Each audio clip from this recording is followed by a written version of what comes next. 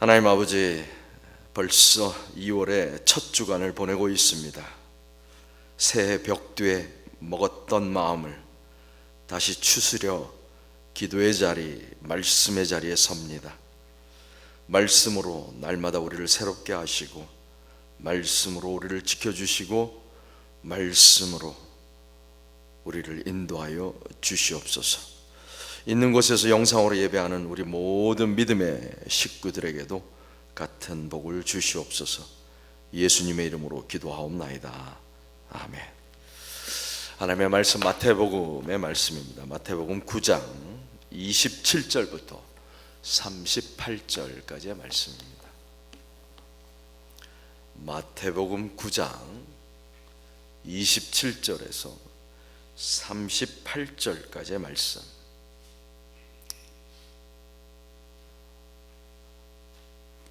마태복음 9장 27절부터 함께 읽겠습니다.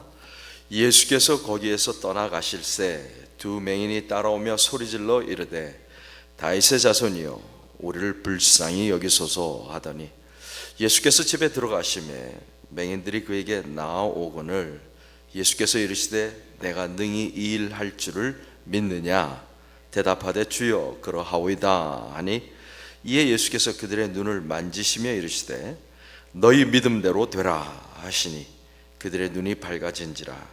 예수께서 엄히 경고하시되 삼가 아무에게도 알리지 말라 하셨으나 그들이 나가서 예수의 소문을 그 온 땅에 퍼뜨리니라.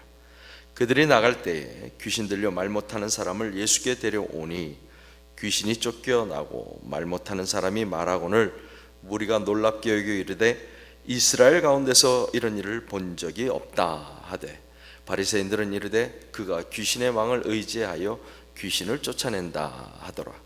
예수께서 모든 도시와 마을에 두루 다니사 그들의 회당에서 가르치시며 천국 복음을 전파하시며 모든 병과 모든 약한 것을 고치시니라. 무리를 보시고 불쌍히 여기시니 이는 그들이 목자 없는 양과 같이 고생하며 기진함이라. 이에 제자들에게 이르시되 추수할 것은 많되 일꾼이 적으니 그러므로 추수하는 주인에게 청하여 추수한 일꾼들을 보내주소서 하라 하시니라. 아멘.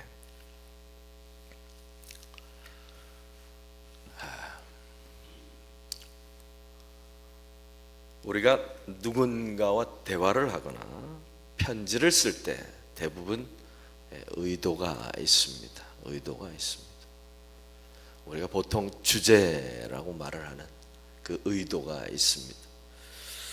직설적으로 자기가 하고 싶은 말을 하는 사람이 있는가 하면 빙빙 돌아서 말을 하는 사람도 있습니다. 또 어떤 사람은 두서없이 이것저것 말을 늘어놓는 사람도 있습니다. 하지만 알고 보면 그 사람도 의도가 있습니다. 직설적으로 말하는 사람도 또 빙빙 돌려서 말하는 사람도 의도가 있습니다. 중언부언하고 두서가 없이 말하는 사람도, 산만하게 이것저것 떠드는 사람도 그 어색한 분위기를 깨기 위해서 아니면 침묵 자체가 불편해서 흰소리를 하고 유머를 던지는 것입니다. 공통점은 의도가 있다. 어떤 의도든지 의도가 담겨 있다라는 것입니다. 성경도 마찬가지입니다. 수천 년 동안 검증되어 온 이 책은 그냥 허투루 쓰인 책이 아닙니다. 성경의 궁극적인 저자는 성령님이시고 마태라는 사람을 통해서, 마태복음의 저자를 통해서 그 시대와 상황 속에서 기록하게 하신 것입니다. 마태복음에도 의도가 있습니다. 우리는 이것을 주제라고 말합니다. 오늘부터 우리가 묵상하는 마태복음의 주제는 무엇일까요? 마태복음의 주제는 무엇일까? 우리가 작년에 묵상한 요한복음 20장 말미에는 이런 말씀이 있습니다. 우리가 다 외웠던 말씀인데요. 오직 이것을 기록하면 너희로 예수께서 하나님의 아들 그리스도이심을 믿게 하려 하며 또 너희로 믿고 그 이름을 힘입어 생명을 얻게 하려 합니다. 너희로 예수가 누군지, 예수가 하나님의 아들 그리스도이시고 그 이름을 믿어 생명을 얻게 하려고 이 책을 쓴다. 요한복음에는 몇 개의 기적이 들어있다라고 했죠? 7개, 오직 7개. 우리는 요한복음에 기록된 기적 7개를 가지고 사인이라고 이야기합니다. 사인. 무슨 사인입니까? 예수께서 하나님의 아들 그리스도이시다. 그리고 우리가 믿고 그 이름을 힘입어 생명을 얻게 하려는 것이다. 이것이 요한복음의 의도이고 주제입니다. 그렇다면 오늘 우리가 묵상하는 마태복음의 주제는 무엇일까요? 마태복음의 주제는 무엇일까요? 오늘 본문에 나오는 이 여러 가지 이야기들은 우리가 이미 잘 알고 있기 때문에 좀 더 큰 그림에 집중을 했으면 좋겠습니다. 오늘 본문에는 3가지 이야기가 나옵니다. 2 맹인의 사건과 귀신 들려 말 못하는 사람의 이야기, 그리고 예수 그리스도의 사역에 관한 이야기가 나옵니다. 이 이야기를 통해서 마태복음의 저자가 저와 여러분에게 하고 싶은 말이 무엇일까? 믿으면 맹인의 눈이 떠진다,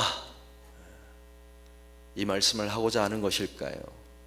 아니면 우리 주위에 말 못하는 사람은 귀신의 역사다라는 것을 알려주는 것일까요? 복음서에 나오는 기적이 특별한 것은 예수님의 의도가 있고 이것을 기록한 마태복음의 저자의 목적이 있고 하나님의 뜻이 담겨 있다라는 것입니다. 마태복음이 오늘 본문을 통해서 궁극적으로 보여주고자 하는 것이 무엇일까요? 다른 말로 마태복음의 주제는 무엇일까요? 마태복음 1장 1절을 혹시 기억하십니까? 아브라함과 다윗의 자손 예수 그리스도의 계보라. 아브라함과 다윗의 자손 예수 그리스도의 계보라. 우리는 지겨운 족보 같지만 사실은 어마어마한 선언입니다. 아브라함의 자손이고 다윗의 자손인 그분이 오셨다라는 선언입니다. 전율이 느껴지고 소름이 끼치는 선언입니다. 약속의 자손, 다윗이라는 특별한 왕의 대를 잇는 자손, 한마디로 메시아가 오셨다.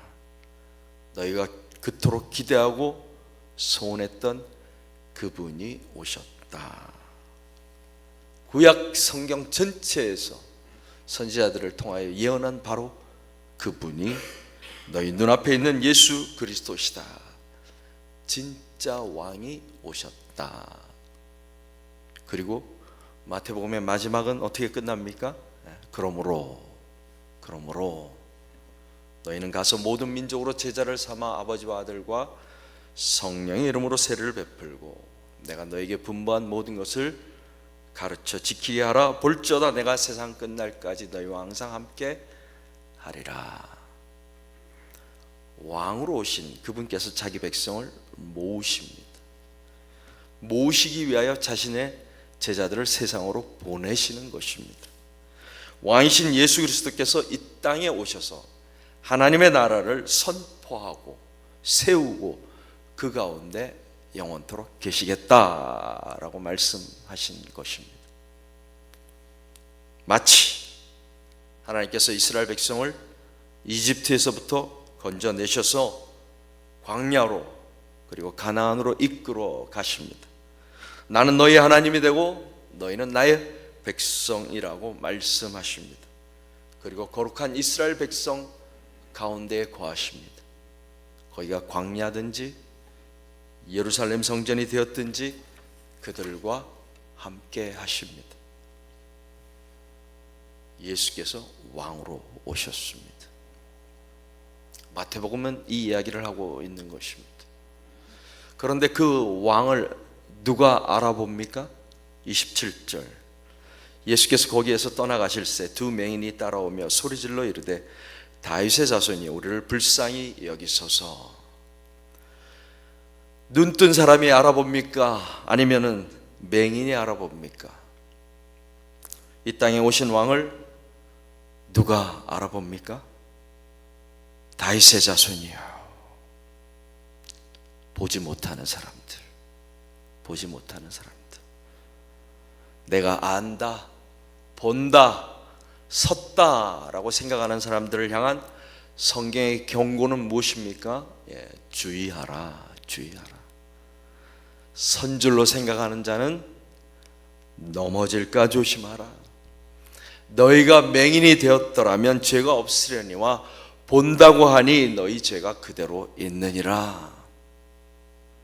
눈먼 것을 알지 못한다. 어떻게 알아? 안약을 사서 눈에 발라라. 그리고 보게 하라. 말씀 앞에 겸손해야 합니다. 하나님 앞에 겸손해야 합니다. 수많은 은혜로운 설교를 하고 감동을 주는 책을 수없이 집필하고 오랜 시간 동안 훌륭하게 목회를 하신 목회자들이 말년에 정말로 추풍 낙엽처럼 쓰러지는 것을 우리는 날마다 보고 있습니다. 그런 분들이 그렇게 넘어지는데 하물며 우리 같은 이런 평범한 사람들이야 오죽하겠습니까?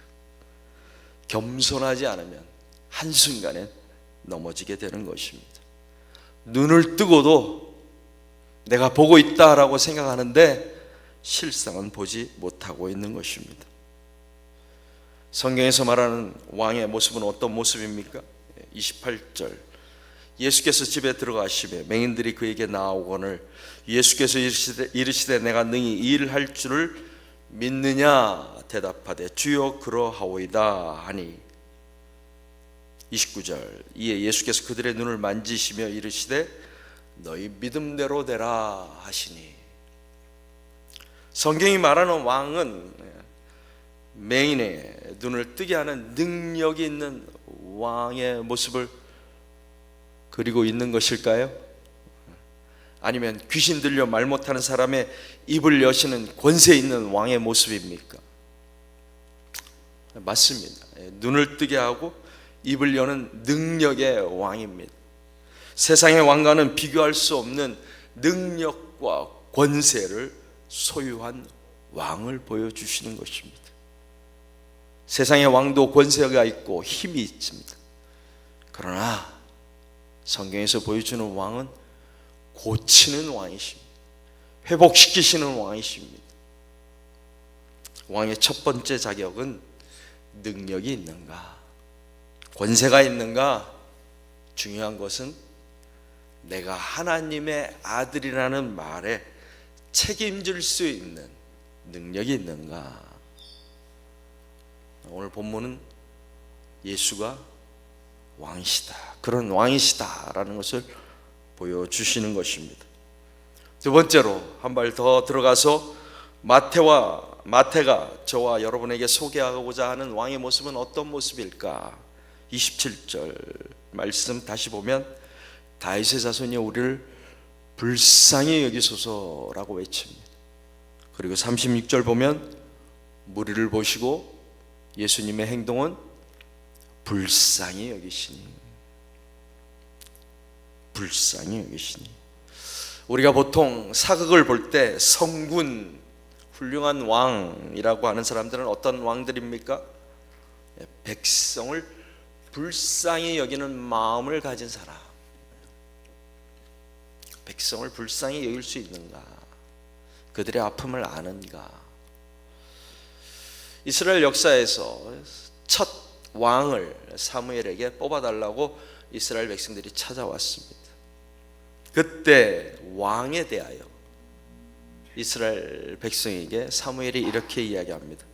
왕은 당신의 아들들을 데려다가 그의 병거와 말을 다루는 일을 시키고, 그리고 전쟁에 나갈 때 병거 앞에서 달리게 할 것이고 왕을 위하여 죽게 할 것입니다.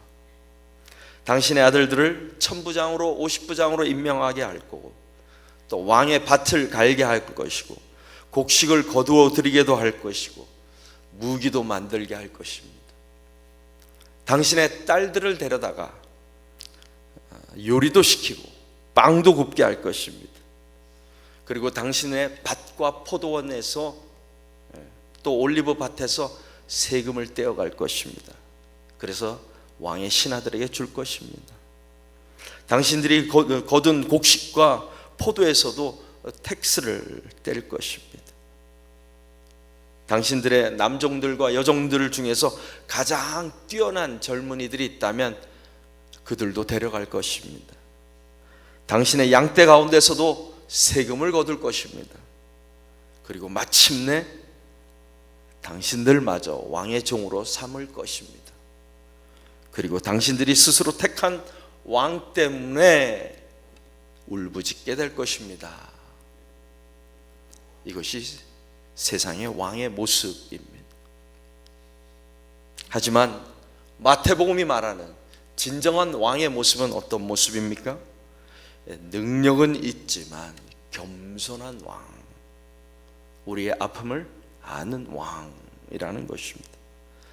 불쌍히 여기는 왕, 긍휼히 여길 줄 아는 왕, 자신의 말을 감당할 수 있는 왕. 히브리서에 나오는 대로 우리의 대제사장은 우리의 연약함을 동정하지 못하실 리가 아니요 모든 일에 우리와 똑같이 시험을 받으신 이다. 옛날 성경으로 말하면 우리의 연약함을 체휼하지 아니하는 자가 아니요 우리의 아픔을 아시는 왕이다. 불쌍히 여길 줄 아는 왕이다 라는 것을 말하고 있는 것입니다. 37절 38절 이에 제자들에게 이르시되 추수할 것은 많되 일꾼이 적으니 그러므로 추수하는 주인에게 청하여 추수할 일꾼들을 보내주소서. 주님께서 저와 여러분에게 묻습니다. 나를 왕으로 인정하느냐? 나를 왕으로 인정한다면 너는 나와 함께하고 있느냐? 나의 통치에 참여하고 있는가? 내가 하려고 하는 일을 너희는 하고 있느냐? 나의 다스림을 기뻐하느냐? 나의 왕국에서 살기를 원하느냐? 저와 여러분을 보내시는 것입니다. 하나님의 왕국을 위하여 보내시는 것입니다. 기적을 일으키고 병자를 고치라고 보내시는 것입니까? 뭐 그럴 수도 있습니다. 하지만 기적을 일으키고 사람의 병을 고치는 것은 우리의 권한 밖에 있는 것입니다. 하나님이 필요에 따라 우리를 사용하실 것입니다. 우리가 보냄을 받는 가장 큰 것은 불쌍히 여기라는 것입니다. 불쌍한 것을 불쌍하게 볼 수 있는 눈이 열려 있는가 하는 것입니다. 예수께서 무리를 보십니다. 숫자를 보시는 것이 아니라 그들의 고생하고 기진맥진하고 지치고 상한 그들의 육체와 내면의 아픔을 보십니다. 그것을 볼 수 있느냐라고 저와 여러분에게 묻고 있는 것입니다. 예수께서 자신의 말씀을 오늘 본문을 통해서 보여주십니다. 긍휼히 여기는 자는 복이 있나니 긍휼히 여김을 받을 것이요 너희가 먼저 긍휼히 여김을 받았으니 가서 긍휼히 여기라는 말씀입니다. 요즘 말로 바꾸면 고통당하는 사람들과 함께 아파하며 그들의 아픔을 외면하지 말라는 것입니다. 적어도 고통과 고난과 두려움 속에 있는 사람들의 상처에 소금은 뿌리지 않는 그리스도인들이 되었으면 좋겠습니다. 이것이 우리가 믿는 왕의 모습이고 또한 예수께서 찾으시고 보내시는 하나님의 백성들의 모습입니다. 저와 여러분에게 이 은혜가 있게 되기를 바랍니다. 기도하겠습니다.